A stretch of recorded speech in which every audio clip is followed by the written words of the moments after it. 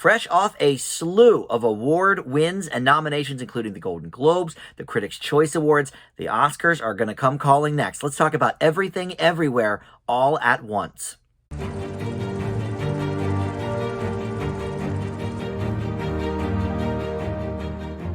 Hey guys, Dan here. This is Dan Reviews It. Welcome to my spoiler-free review for Everything, Everywhere, All at Once. This is one that was in theaters in the spring of 2022. I didn't get to see it at the time. I ended up buying it for a Christmas gift for myself, and it is available on Showtime right now as well if you have that. But it is cleaning up at recent award shows. The Oscar nominations are going to be out soon, and I know this is going to be a huge contender at this year's Academy Awards. So time finally for me to talk about Everything, Everywhere, All at Once.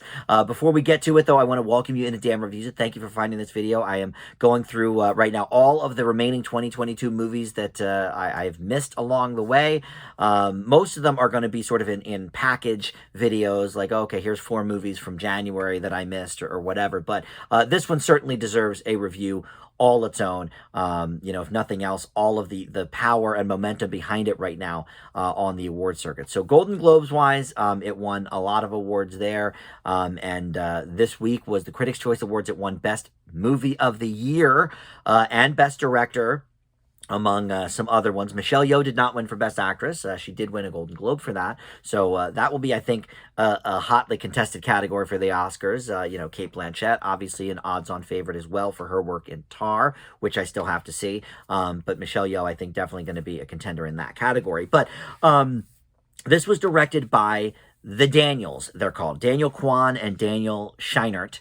I wish I was one of the Daniels, because this movie obviously is blowing up. But they directed it and produced it alongside Anthony and Joe Russo, who have a ton of experience with this kind of big movie, because they did a bunch of the Marvel movies, including both Infinity War and Endgame and some of the Captain America movies. So the plot here centers on Michelle Yeoh's character, who is a Chinese-American immigrant who realizes that she has to connect with this parallel universe and different versions of herself to prevent a powerful being from destroying the multiverse. And what's funny is this movie came out right around the time of Doctor Strange and the Multiverse of Madness, and people in a lot of the movie groups that I am part of on Facebook and other places were saying, like, this is the multiverse movie of my choice, and I can see why now after watching it. I never doubted it, because I didn't really care for the Doctor Strange movie, but I didn't really know this was about multiverses until those people started saying, oh yeah, for multiverse I go with Everything, Everywhere, All at Once. With the title, I guess it makes sense. It's a multiverse movie. But anyway, I mentioned Michelle Yeoh is the star here as Evelyn Kwan Wang. But the main sort of actor in this, I think he'll probably be up in supporting roles for the Oscars, and he already has been in that category for several other projects, or for several other awards. But he is sort of the main man. But Ke Huy Quan, who we know from Indiana Jones, from The Goonies, and then he retired for decades in acting. And after watching Crazy Rich Asians, he thought, well, maybe there is a place for me at the table again. And he has been getting a lot of awards love for his portrayal of Evelyn's husband. But we also have Jamie Lee Curtis here as an IRS inspector, and she plays her alternate in some parallel universes as well. And you've also got Evelyn's daughter, played by Stephanie Hsu. And James Hong, we've seen him in many things. He was, famously in the Chinese episode Restaurant of Seinfeld. He's in here as well as Evelyn's father. So this movie is something that I maybe would not be drawn to normally, just because it seems like it takes a lot of cues from martial arts movies and stuff like that, and it's honestly not really my thing. And that's not the reason I didn't watch it when it originally came out. It did not come to my theater where I was working, and I just never got the chance to see it at one of the bigger chains. So I missed it, but I kept hearing about it, and it made AFI's top 10 of the year and all of these awards. And so I was like, I have to watch this thing. Not even just for the Oscars, but just because I have very few A+, A's, for 2022. This could be one, and so I watched it, and I was blown away. I mean, this movie what's crazy about it is it's about 10 different genres at once. No pun intended there with the title, and I've always said, some of the greatest movies of all time are many different things. Back to the Future is one of my favorites. That is sci-fi, comedy, action, drama. There's some romance there. Titanic, I think, is many things. Wizard of Oz is many things. These are my top 3 movies. So a movie like this comes along where it is mixing really like 8, 9, 10 different genres. There's some martial arts stuff there for sure, but it's also, a drama. It's also science fiction. Clearly, there's some animation involved. It's a comedy for sure. There's some funny moments, drama, action, all of these different things. And it's also a bit of a metaphor piece for, Asian American culture in the U.S. And some other things like that.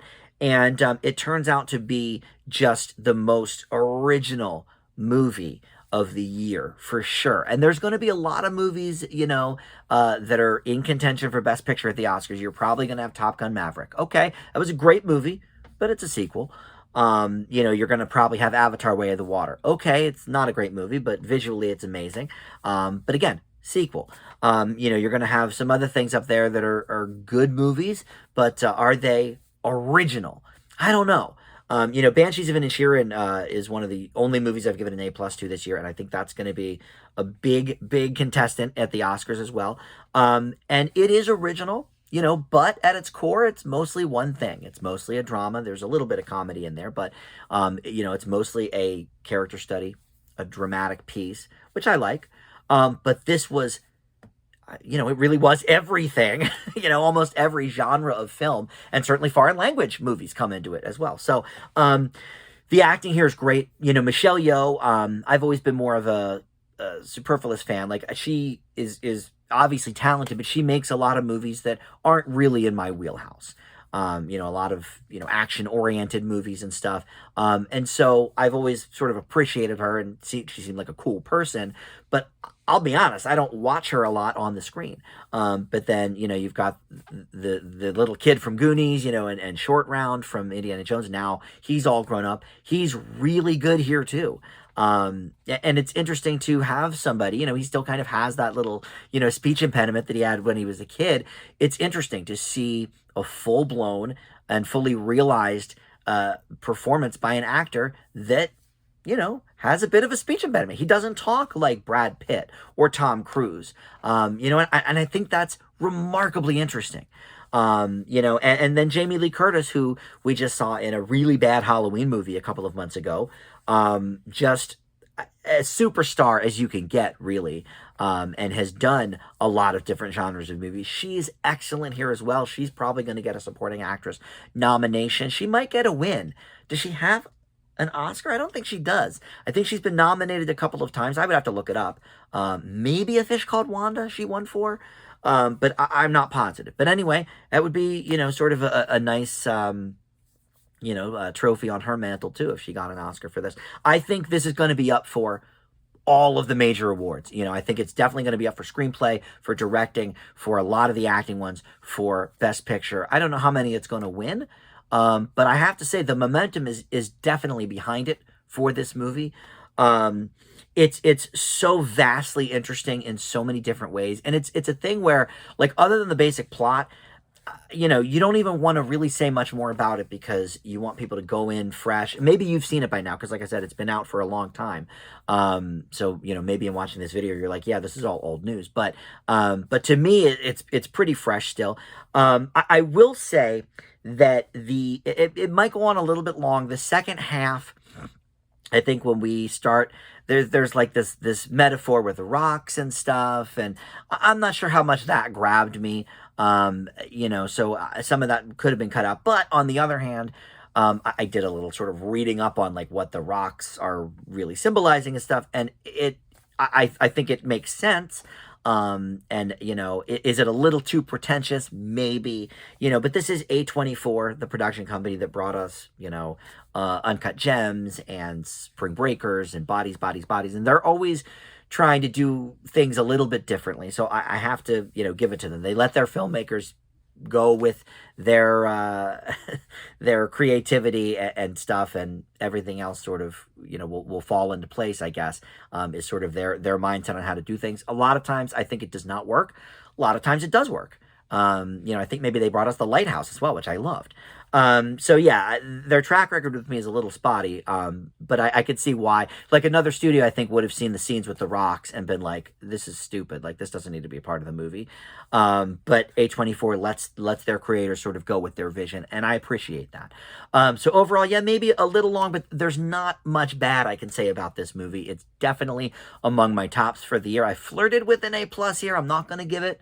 But it's definitely on the higher echelon of the A tier. I Leave Everything Everywhere All at Once with an A. I think we're definitely going to be hearing more about this in my best and worst of the year in a couple of months' time. Usually I do that right around the Oscars, so that'll be mid-March. But in the meantime, tons more of playing catch up on these 2022 movies that I've missed along the way. Tar is one of them, the Cate Blanchett movie. She's definitely going to be nominated from all indicators, so that'll be interesting to review as well. But thank you so much for watching. We'll see everybody next time on Dan Reviews It. Bye.